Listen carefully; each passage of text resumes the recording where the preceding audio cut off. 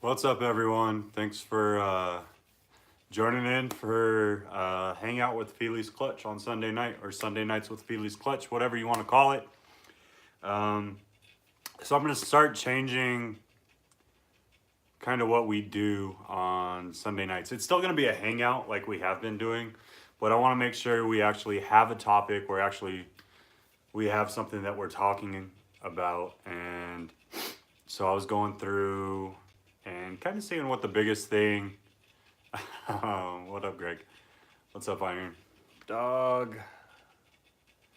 KY Constrictors. Who else? G-rated. Reagan was here. Josh was here. So as you guys come in, hey, Calissa. So as you guys are coming in, we do this stream every Sunday night at this time. And what I've been doing recently is just kind of having an open forum. And what I'm going to do now is what's up, James? I'm going to change that from an open forum to where we're actually talking about a certain topic. Because I think it makes it better for everyone else. I think if we actually have a subject that we're talking about versus just being all scatterbrained. Hi, Heather. Welcome to this vlog. Are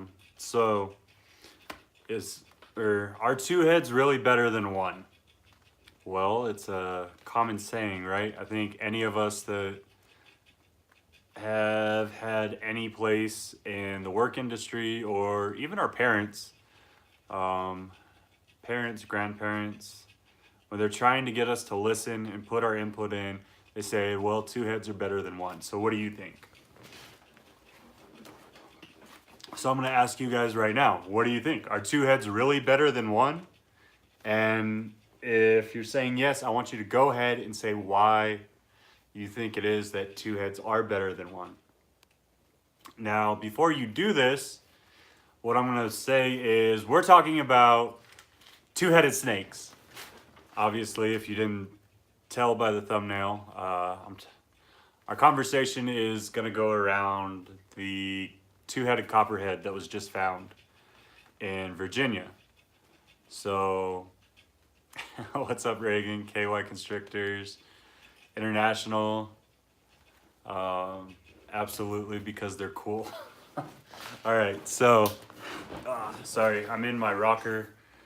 I've been working on projects all day. My back's a little sore, things like that. So I'm trying to be comfortable. I think it depends on how the animal's health is. So that's part of what we're gonna get to, Heather, is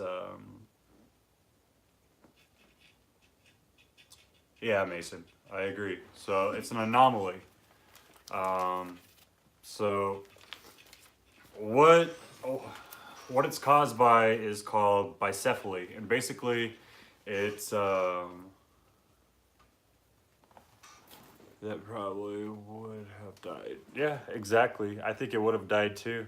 What's up, Gay? So it's called, the way that all these two-headed snakes that we've seen, whether they're captive bred in the wild, what have you, is called bicephaly. And it's basically when the two embryos are going to split, it just stops. Like the split doesn't occur for some reason. And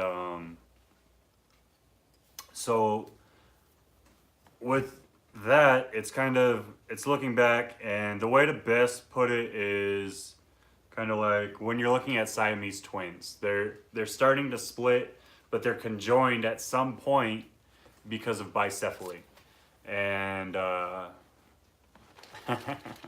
copperheads are most definitely hard to keep. So I was looking into it, and they said basically what happens is you have the two heads, or you have the two heads, you have two different brains, they connect down the spine, and they work the way down the spine, and they usually actually share organs and whatnot. They share different, they don't share thoughts. They don't share the same thought process. They don't react the same way. And so in doing so, it's two different minds, it's two different people. And they're fighting for food constantly. They're fighting for how to react when they feel threatened, things like that. So their reaction time is taken down a lot. Now, does that mean they're safer? I don't think so. I don't know. What do you guys think? I don't think it's really safer, especially when you're dealing with a venomous species, just because it's acting a little bit slower. Because I think between the two, it's going to become more defensive because it's going to be confused. But they're better than two-headed people. Well, could be. I don't know. I've never met a two-headed person, so you have twice the or you got a chance of being bit twice. Yeah, I mean, or you could not be crazy and not keep hots, but we know how you are, Miss Calissa. It's okay. It's not a big deal. But I was looking into this article, and I guess originally the lady that found this two-headed copperhead wanted to stay anonymous. They finally released her name. So her name was Stephanie Myers, and she was looking through a neighbor's yard, which that's neither here or there. What you do to your neighbors, not my problem. But hots are the bankers. That makes sense. Definitely makes sense. What's up, Madman? What's up, TJ? Make sure you guys are hitting that like as you're coming in. We're going to continue to talk about this subject. Then we'll go into our normal hangout that we usually have Wednesday nights. Lord, it's not Wednesday yet. Sunday nights. So from what I read, when you deal with a two-headed snake, it's usually the right head that's dominant. Why, they haven't been able to really say, but it's usually the right head that takes control of the animal. And in the copperhead's case, it's been the left. So I'm interested to see what really happens, if it has the same reaction. What's up, Blackballed? If it's going to affect the way it lives or it's cared for, things like that. So I'm really, really interested to see what happens. But they're saying basically you have the one head and it's going to take control. It's going to control the movement, and it's going to control basically what this animal eats, what it doesn't eat. If it can convince the parasite head, because if you really think, like, it sounds bad to say, but that's basically what it is. It's a parasitic head. It's something that's feeding off of your body, which, I mean, if you look up the definition of a parasite, it's a living organism that feeds off of another. So, I mean, it's a parasitic head at that point. But, face itchy. Joys of growing a beard. How can you tell which side is the right side? I think what they're saying is like the right side, like the right head of the animal is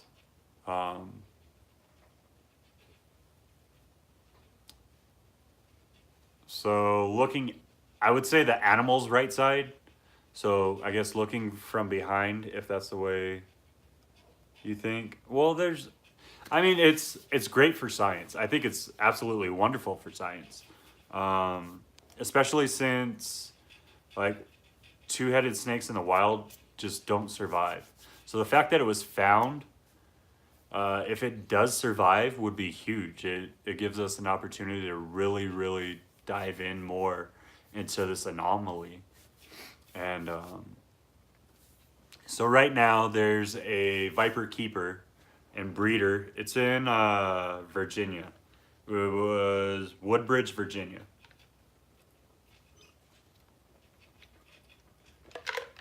Excuse me.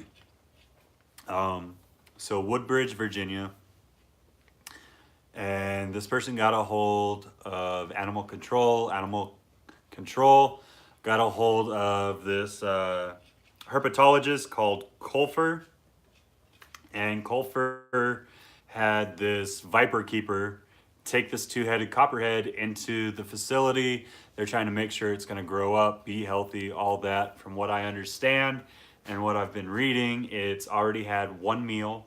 It's already defecated once, so all its systems seem to be working properly, which is great news. I don't know about you guys, but with what I've seen, especially in the wild, they don't survive. In captivity, I think the longest that I've heard of anything surviving in captivity as far as two-headed for a snake was like 13 or 15 years. I want to say it was 13 years, and it was Barczyk's first two-headed animal that he had that he ended up selling. But I want to say that lived for like 13 years, and that's the longest living animal or longest living two-headed snake that I can remember hearing about or that I've read about. All the other ones, I know there's a couple that are like 2 and 3 years old. But yeah, looking after it, it will have a chance. I made it. Let's get her. What's up, Salty Sailor? Yeah, so there's a viper keeper or viper breeder that's in Virginia that now has this copperhead and is raising it, and for Culfer, and they're gonna try to raise it up, and I guess eventually look at selling it to a zoo so that it can be put on display and be used for scientific purposes. Like they obviously want to let the snake live as long as possible, but they're looking at eventually getting it off to a zoo so it can be used for research and to bring people in and grow the interest. And I think it's a really amazing anomaly. Like even in people or any part of nature, really, if you think about it, it's a huge anomaly. Like it doesn't matter what species you are. That's not very common. And I think I don't know. Like his feature homes. Everyone loves the bike, man. I'm gonna have to take it out for you guys one day, but I've just been so busy with the projects here and trying to get everything running and going the way I want that I haven't put the time into the bike really. I'm not gonna lie. Sorry, there's a cricket on my wall and it just distracted the heck out of me. So that's one of the other things I looked at. Like they're talking about eventually selling it to a zoo to bring awareness and things like, you think it's due to environmental changes or just a fluke? I think it's just a fluke. Like the way I was reading, in all honesty, they say that the anomaly usually happens due to the same bloodline being bred back together too many times. So if the parents are still in that area for that copperhead, I wouldn't be surprised if in the next couple of years we hear about another one, in all honesty. What up, Brian? All right, all good. Thanks for stopping by real quick. Has this two-headed snake that he's putting in the reptarium at some point. Yeah, I mean, I think, what's he on now? So the corn's, this one's cookies and cream, right? You're talking about cookies and cream, the king snake, right?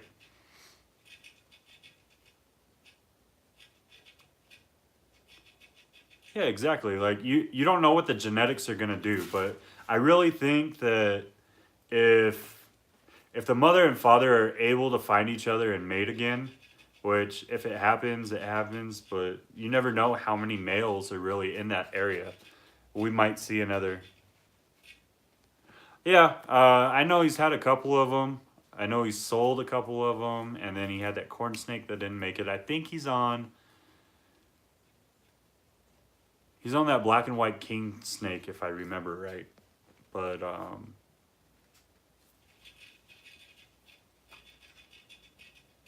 I'm not sure what you're talking about. Okay, so it was 15 years, so I was right.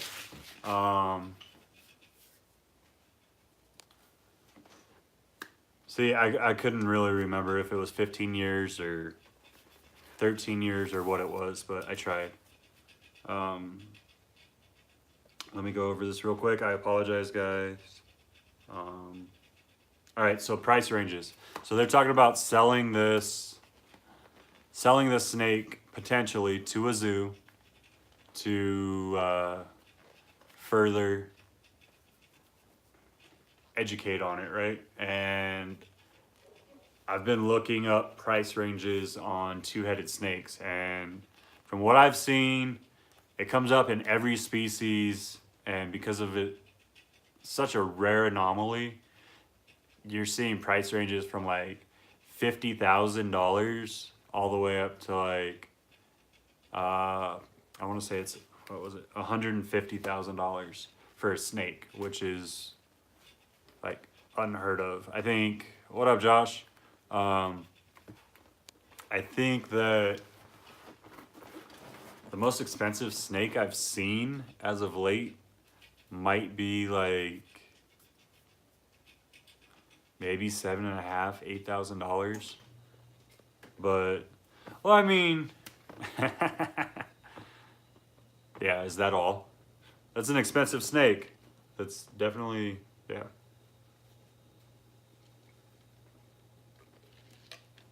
It's definitely a risky investment, especially for a zoo because they seem to always be underfunded, and they rely a lot on what they can draw in. So if they're not able to draw guests in, a zoo potentially dropping $150,000 and then having to pay for the care and electricity. Oh, I mean, you guys know you're all reptile keepers, so you understand how it goes. But it will be a big attraction, so it'll draw people in for a long time. But is it gonna make people like? Is it gonna make people excited about reptiles? Is or are the local news crews for the zoo gonna badmouth that reptile, kind of like what the Virginia news crews have been doing? They've been talking about like how horrifying and terrible this is. Like, oh, one venomous snake or a one-headed venomous snake's bad enough. Now we have to deal with two-headed venomous snakes. I mean, I don't know. I think if it's portrayed in the right way, it could be a really big benefit to a zoo. If it's not portrayed in the right way, I think it could absolutely destroy a zoo.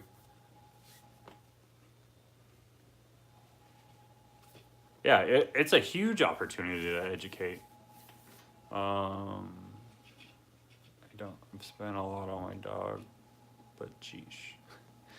Dogs are, well, I think my puppy costs about as much as some of my snakes do, so. Um, yeah, I mean, most two-headed snakes don't even make it a year. So are you really willing to drop? Let's say it's probably the only venomous two-headed snake in existence that I know of. So I would say they're not as high in demand of an item, but because it's the only one in existence, I think the demand's gonna like go through the roof. So it's gonna be a pretty big price tag. So it was only 3 to 4 weeks old, which means I would say it probably wasn't even a foot long yet. Because I mean, Calissa could probably correct me on this. I want to say they can reach like 2 to 3 feet. But yeah, it was definitely a baby. Um, 2 to 3 weeks old, and it's been about a week. So yeah, 3 to 4 weeks. But I want to say it's like 2 feet. They average 2 to 3 feet as adults, so it's a baby. Got a lot to do, but I think it's crazy what it could do, and potentially it could pull, like it could have a price tag of over $100,000, which could either really benefit a zoo or could really give it the opportunity to be closed. I mean, if you think about it, because they get to the point. I know the zoo that I grew up at, the local zoo there, they actually had a lot of people have to volunteer because they didn't have the funds if they paid everybody to be able to run. And it was just it's a rough time, but so going back with it, I guess. So we've been talking about snakes, two-headed snakes. Are two heads really better than one? I think it's a really cool anomaly. I don't think I would ever really look into getting one though. I don't think I'd want to take that chance, that risk. I mean, you do for business kind of have to take risks, but I don't think I could do it.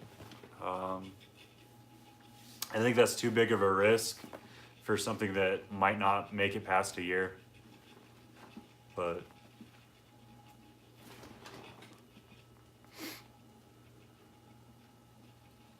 yep, exactly. Like you might have to assess feed it its whole life.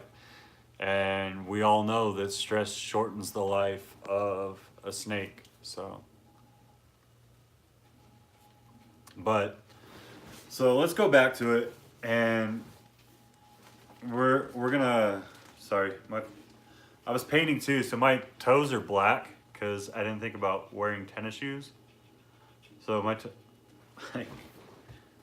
I don't even want to show you. It's bad, but there's a lot of little distractions happening right now. I apologize. Um, I think two heads really are better than one in a human sense, though, like in a mind sense. I think it's a really good idea to bounce ideas off of each other. Um, when you're having issues, to really talk it out and get with somebody so that you're able to get an outside perspective. And I've been throwing a lot of applications in this week because I need to find at least a part-time job, something to do. So I get out of the house and uh, make a little bit more money for the family. Like it's not that we're hurting right now, but definitely if I keep living the lifestyle that I do, keep adding to the collection and things like that, it could get to the point where we could eventually be hurting. So, and I don't want that to ever happen. So, henceforth, go get a job, lazy. Not that I'm lazy. I'm always doing something, but so I've been looking for jobs, and one of the things they said was, or one of the things they say in a lot of assessments that I've noticed, you can add to mine. Oh Lord, you're not getting any of my snakes, Calissa. At least not until I produce babies. I had to fight for all those babies. Oh Lord.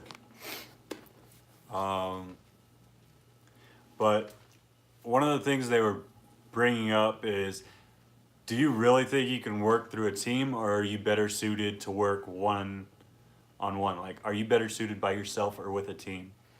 And the DD214 is the end of, the fake one is the end of this week, and then my version 4 is November 5th. So, but I'm already on terminal leave, so it doesn't really matter.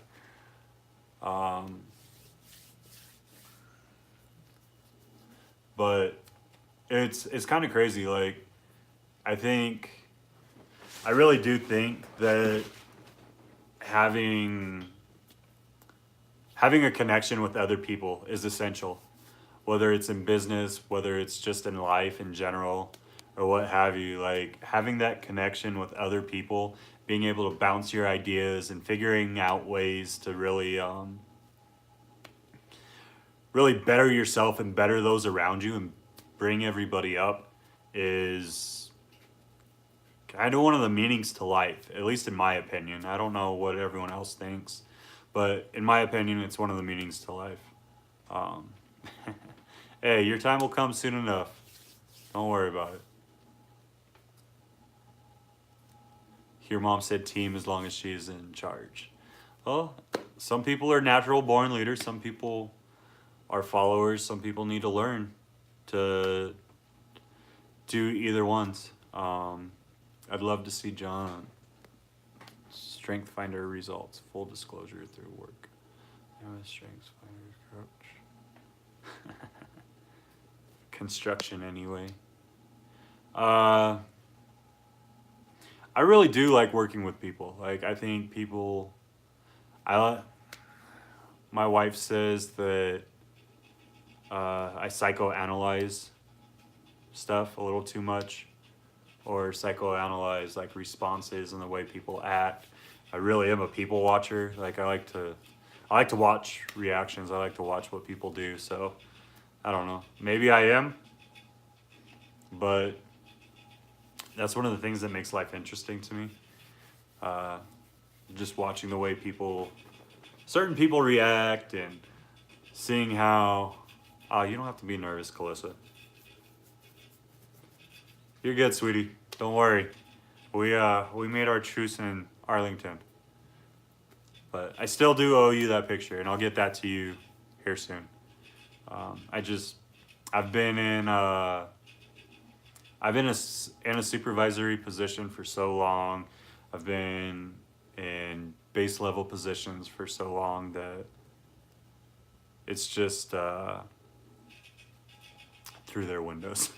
No, I like to people watch in public. Like I like to go to the mall, not to buy anything, but just to like kind of see what's new, see people's reaction to things, and just general social behaviors. So despite what others say. Aw, thank you. But yeah, guys, so I think finding a way to not join your minds, but a way to talk to people and have an actual stimulating conversation is huge. So in that aspect, two heads are better than one. I think with the snake aspect, I would much prefer just one head. Although it's a really cool anomaly, I don't feel like it's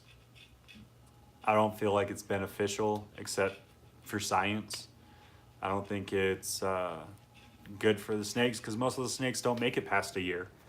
And as a keeper and a breeder and a lover of animals, I would rather see an animal survive for a long time. And then just a couple of things before we end this up. We're already about to hit that 30-minute point. You guys know I only hit about 20-25 minutes on Sunday nights. I like you to have your family time. So it is what it is. But I just started a fundraiser on my Facebook. So if you guys want to go over to my Facebook, it's John Fealy, just like here, and look it up. And I'm doing a fundraiser for my birthday. All the money I raise is going to the Island of Misfit Morphs, which is my buddy Kim's 501c. I know I talk about her a lot. I talk about this organization a lot. I really love this organization. Like what she does is really insurmountable. Like taking in injured and animals with neurological issues and just animals that couldn't be sold but could really live a full life if they find the right home. And that's what she does. Yeah, Kim's absolutely amazing. I love her to death. And she's the reason I'm in reptiles. She's the reason I've grown I've always had a passion. What's up, Javier? I've always had a passion for him, but she's the reason I've stayed so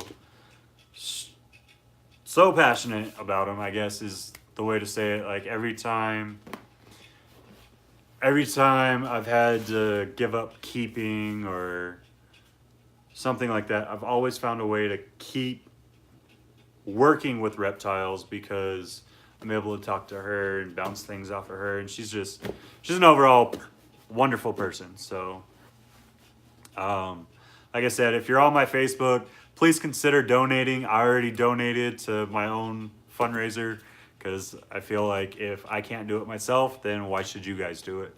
But that's not to toot my own horn or anything. It's just because I know she deserves it. During the summer, she probably does upwards of probably like 60 to 70 shows between schools, the zoo, going to other cities. Like she drives 2 hours sometimes to go to other schools or other convention places to present, other humane societies to present. So I really am passionate. I try to volunteer with her group when I can, but absolutely. We are here to make our animals' lives better. We are here to make people more conscientious of the animals around them. So I think that what she's doing is pristine. All right, Josh, thanks for hanging out, buddy. I appreciate it. The other thing that just happened, and you'll start seeing it on my edited videos. I'm not going to be putting it on my lives, but on my edited videos, I have started a affiliate partnership with TubeBuddy because I've been using it and I really believe that it really helps. So I'm not going to do like a whole spiel, but if you're interested in TubeBuddy, feel free to contact me and I'll get you a link to look into it if you decide to get it or not. It does. So there's a free version, and then depending on what version you want, obviously there's like a monthly fee, or you could pay for the year, however. But yeah. So that link will be on all my edited videos, and I find that it really helps out a lot, especially with me, because it like reminds me, hey, did you remember to do this on this video? And it just really helps out. So if you're interested in it, hit me up. If you're not, hey, it's all good. Tomorrow night, sorry, I gotta pull my thing out. Tomorrow night we will have another live, I believe is what I have planned. Let me go over it. Yep. Yes, so tomorrow night we will have a live and we'll be going over handling a defensive snake and tools to use. If you guys are good with that, and then like I said, we're gonna start doing that daily video every day but Saturday. So if it's a live video, it'll be at night in our well, it's 8:30 where I live, but 7:30 Eastern time. So if it's a live video, 7:30 Eastern time, and then if it's an edited video, I'm gonna be putting it out at like 7 o'clock, 7:30 in the morning Eastern time, not in the evening. So but we'll be pulling out a couple of different defensive snakes, one of them being a baby retic that's like super tub defensive. So it'll be interesting, guys. And then we'll talk about tools, tricks, things like that. So I hope you guys enjoy it. I'm gonna go ahead and get off of here, spend some time with the family before I gotta go to work tomorrow morning and help the wife finish her homework. So without further ado, you guys stay blessed. You guys have a great night, and we're gonna see you tomorrow.